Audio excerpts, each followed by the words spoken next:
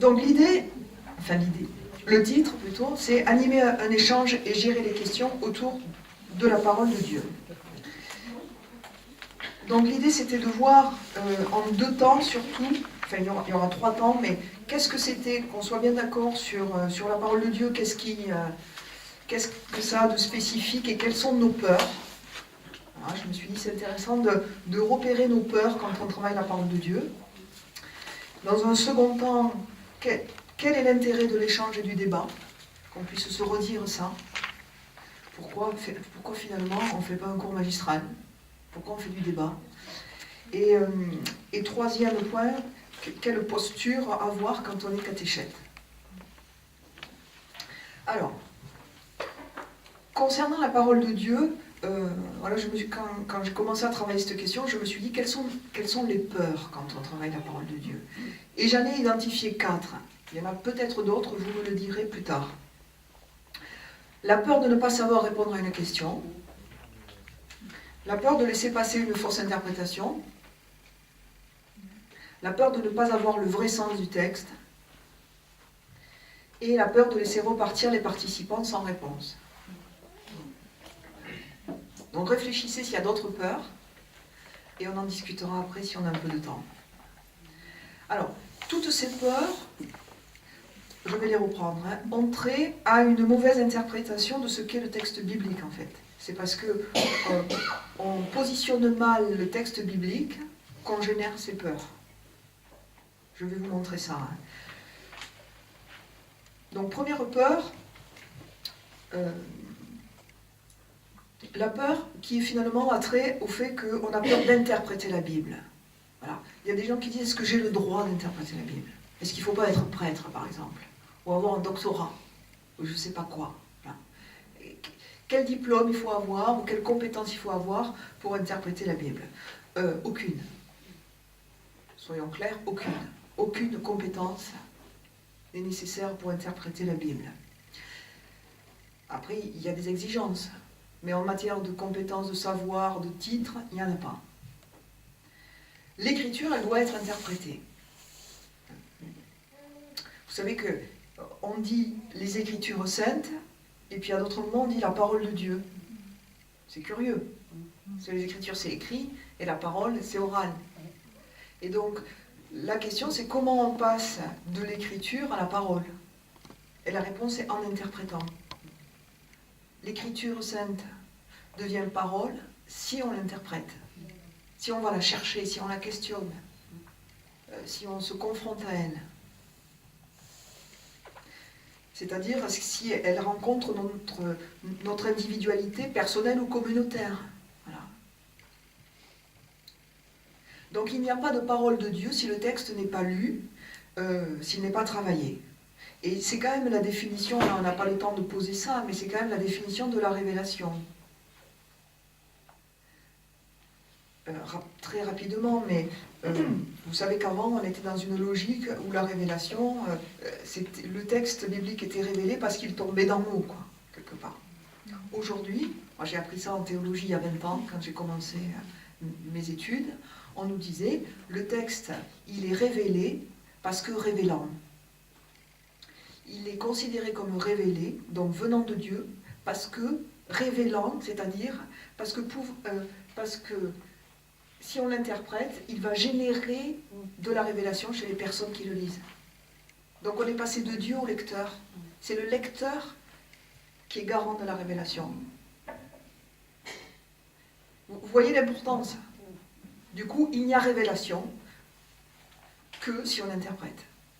Mais la Bible nous garantit que ce texte, il est porteur de révélation, mais pas sans nous.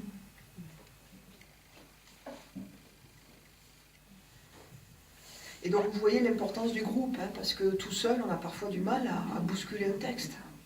Allez, le groupe, il est là aussi pour nous aider à questionner le texte, à rentrer dans une discussion avec lui.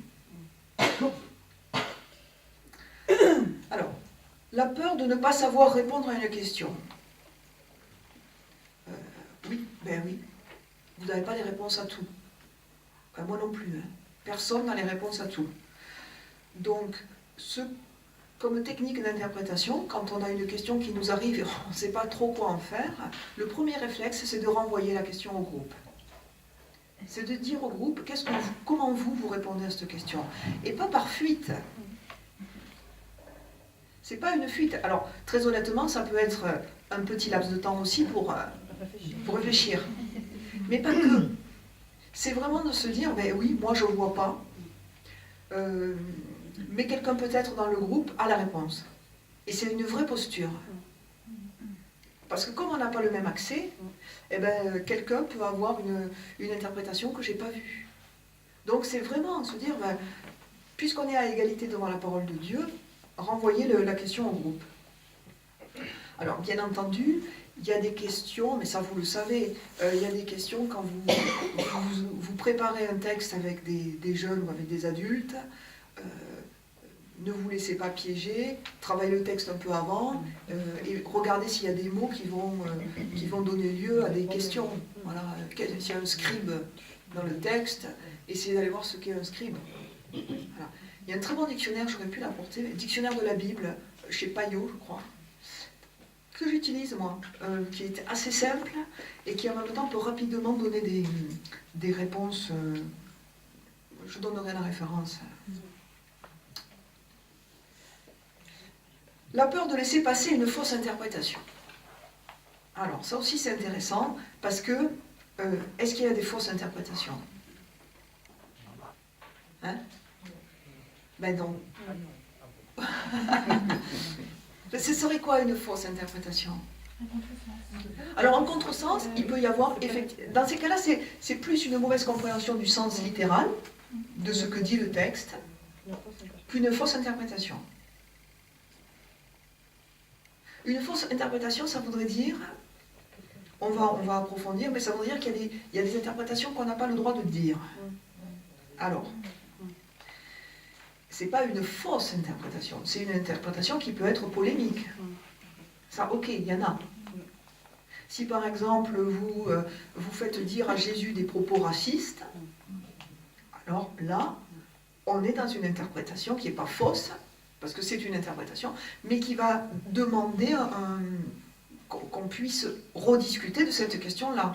Parce que de fait, vous ne pouvez pas laisser passer ça. Ça n'a rien à voir, mais il n'y a pas de faux champignons. Chez moi, on ramasse beaucoup les champignons. Je viens du Tarn. On ramasse beaucoup les champignons, on ramasse que les cèpes. Et on dit les autres, c'est des faux. Mais non, les autres, c'est des champignons. Sauf que ce n'est pas ce qu'on apprécie. Mais c'est reste des champignons. C'est pareil pour les perles, hein, les fausses perles. Bon, bref. Donc vous voyez, quand vous avez une interprétation qui vous sentez comme gênante, parce qu'elle va donner une image théologique ou une image anthropologique qui coince. Quand vous êtes dans un débat, renvoyez la question au groupe. Dites, est-ce que tout le monde pense la même chose? Est-ce que tout le monde est d'accord avec ça? Et j'ai jamais vu un groupe où tout le monde était d'accord avec un propos raciste, par exemple. Jamais. Donc vous avez quelqu'un qui va réagir et qui va dire ben non parce que... et vous allez vous appuyer sur ce qu'il a dit pour relancer le débat sur cette question-là. Et vous allez voir que ça peut faire basculer un groupe. Mais si vous tapez du poing sur la table en disant toi t'as pas le droit de dire ça, vous vous faites plaisir, mais vous n'éduquez pas et ça n'avance pas. Voilà, vous serez fait plaisir, vous aurez fait respecter l'ordre. Est-ce que vous aurez aidé la personne à cheminer et le groupe à cheminer dans sa réflexion? Non. Alors, il se peut que le groupe n'ait pas régulé aussi fortement que vous auriez aimé. Là, à la fin du débat, pas pendant le débat, mais à la fin du débat, vous pouvez un peu repréciser les choses en disant voilà ce que l'Église pense. Donc, vous ne laissez pas non plus les gamins partir avec des idées qui pourraient être fausses en tête. Vous reprécisez sur ce point-là, ben, l'Église pense. Mais moi, j'aurais tendance à le faire peut-être après le débat. À vous d'apprécier, hein, pour pas trop fausser la discussion. Mais parfois, il faut le faire pendant. Voilà, ça, c'est une question d'habitude. Bon, peur de ne pas avoir le vrai sens du texte. Il n'y a pas de vrai sens du texte. J'espère que vous n'êtes pas venus avec des certitudes. Il n'y a pas de vrai sens du texte. en fait, il y a des sens possibles. Il y a une polysémie dans le texte biblique. Dans tout texte, mais dans le texte biblique encore plus. Enfin, encore plus. Encore plus parce que vraiment on l'interprète celui-là. Voilà. Je ne sais pas s'il y a des groupes il y a des groupes de lecteurs d'interprétation des Trois Mousquetaires. Je ne sais pas. Mais en tout cas, ce texte-là, dans l'histoire et dans le monde, il a montré qu'on pouvait l'interpréter à l'infini. Une des images, c'est de dire, c'est comme un diamant, hein, plus vous le coupez, plus vous le taillez, plus il brille. Et l'écriture, c'est pareil. Plus vous la taillez, plus elle va briller. Emmanuel Lévinas disait, c'est un philosophe, il disait, on n'aura compris la Bible que quand tout le monde aura donné son interprétation. C'est beau, hein, parce que ça veut dire que chacun est porteur d'une interprétation et que tout silence nous manque. Alors parfois, en christianisme, on a un peu peur de la pluralité. On se dit, mais comment on va gérer ça finalement est-ce que ça peut être contradictoire? Et vous avez très bien répondu tout à l'heure en disant, c'est pas problématique la contradiction. Il peut y avoir des vues différentes et on n'a rien à craindre. On n'a rien à craindre d'une pluralité de vues.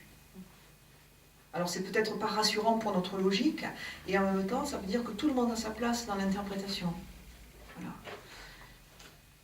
Alors, y compris quand on a une lecture chrétienne. Je crois qu'on va se revoir sur l'interprétation chrétienne, donc j'y reviendrai à ce moment-là, mais c'est pas parce que vous faites une interprétation chrétienne qu'immédiatement vous passez à l'entonnoir. Bon voilà, vous amusiez, c'était le Premier Testament, racontez ce que vous voulez, mais là c'est sérieux, hop, les évangiles, Jésus, hop, on revient à une interprétation. Non, on aura le temps de voir ça. Peur de laisser repartir les participants sans réponse. Bon, vous avez des réponses à toutes vos questions? Ben non, ben les jeunes non plus. C'est pas dramatique, hein, vous n'êtes pas à l'école. Et même à l'école, c'est pas plus mal s'ils repartent aussi avec des questions. Donc la question est plus importante que la réponse. Et puis, si vous donnez une bonne réponse, elle va susciter d'autres questions. Donc vous pouvez toujours essayer d'arrêter les questions, vous n'y arriverez pas. Donc autant s'habituer. Par contre, parfois, ça peut arriver, et on le voit dans le groupe, qu'on a dit quelque chose qui a vraiment perturbé quelqu'un. Hein, chez les jeunes, on le voit nettement, ça. Et on voit que le jeune, il a déconnecté, et que depuis qu'il a attrapé sa question, il tourne en boucle, il n'écoute plus, son visage change, il est ailleurs, parce qu'il résout quelque chose. Lui, ne le laissez pas partir tout seul. Moi, à la fin, je lui dirai, bon alors, qu'est-ce que c'est qui te perturbe à ce point? Voilà. Et on commencerait un peu à rentrer dans la discussion pour voir s'il n'y a pas quelque chose de grave au sens de trop déstructurant d'un coup, quoi. Voilà. Donc, il faut aussi accompagner les personnes dans le cheminement. Bon, deuxième partie, l'intérêt du débat ou de l'échange. Alors, le premier intérêt, finalement, c'est que quand on se questionne, le questionnement est une voie de cohérence. Vous pourriez donner, vous pourriez déverser finalement de la connaissance, du savoir, et vous dire, ah, ça y est, j'ai fait mon boulot. Sauf qu'on a compris maintenant, et la pédagogie a montré ça, que c'est par le questionnement qu'on s'approprie un savoir. Que si la personne se questionne, tiens, mais pourquoi c'est comme ça? Et est-ce que c'est pas contradictoire avec ça? Et est-ce que ça change quelque chose dans ma vie? C'est par ce chemin-là que finalement, ce qu'elle apprend devient cohérent avec ce qu'elle est. Il n'y a pas d'autre... c'est la plus forte garantie possible de cohérence, c'est le questionnement. Quelque chose qui vous a vraiment questionné, vous n'oubliez pas la réponse. Hein? les grandes questions que vous avez eues dans votre vie à tel ou tel moment de votre vie, eh ben, généralement, vous les avez pas oubliées, quoi. Vous n'avez pas oublié la réponse que vous lui avez apportée. Donc finalement, vous voyez qu'il n'y a pas de questions bêtes. C'est toujours une grande leçon. Quand quelqu'un, dans des groupes, pose une question, où je me dis, mais je ne comprends pas cette question, ou mais qu'est-ce que ça vient faire? Voilà. Qu'est-ce qu'elle vient faire, ces questions? Immédiatement après, immédiatement, je me dis, non, c'est que là, c'est important. Et à 100%, c'est important. C'est-à-dire que quand vous demandez à quelqu'un de